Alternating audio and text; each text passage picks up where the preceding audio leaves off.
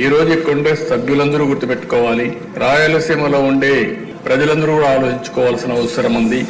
ఈ రోజు ఈ రాష్ట్ర సమగ్ర అభివృద్ధి ఒక్క తెలుగుదేశం పార్టీతోనే సాధ్యం. అధ్యక్ష చేశాం, చేసి చూపించాం.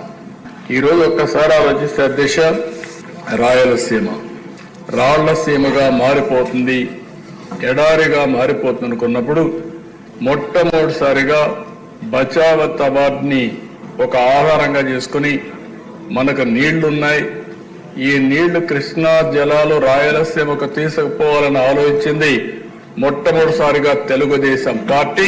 నందమూరి తారక రామారావు గారికి కూడా నేను తెలియజేస్తున్నా. ఆ రోజు ప్రారంభించిన ప్రాజెక్టులు మీరు చూస్తే తెలుగు గంగా, హంద్రి నీవా, నగిరి గాలేరు, ఇలాంటి ఆల్ ప్రాజెక్ట్స్ అధ్యక్ష ఈ రోజు అక్కడ జరిగిన అభివృద్ధి అంతా కూడా తెలుగుదేశం పార్టీనే ప్రారంభించాం.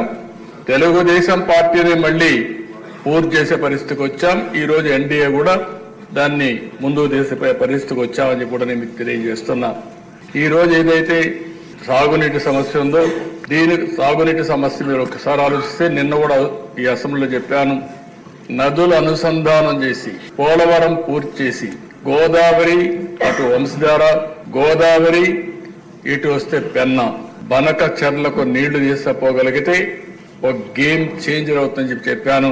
ఒక్క విషయం మీరు చూస్తే అధ్యక్ష, ఆ రోజు ఒక్క కియా మోటార్స్ రావాలంటే, దానికోసం రిజర్వాయర్ కట్టాలంటే, నీళ్లు కావాలంటే ఒక సంవత్సరంలో కట్టి ఈ రోజు ఆ రిజర్వాయర్ ద్వారా నీళ్లు ఇచ్చిన తర్వాత కియా మోటార్ వస్తే అనంతపూర్ జిల్లా ముఖ చిత్రమే మారిపోయిందంటే అది తెలుగుదేశం పార్టీ చూపించిన చొరవ అని చెప్పి కూడా నేను మీకు తెలియజేస్తున్నా.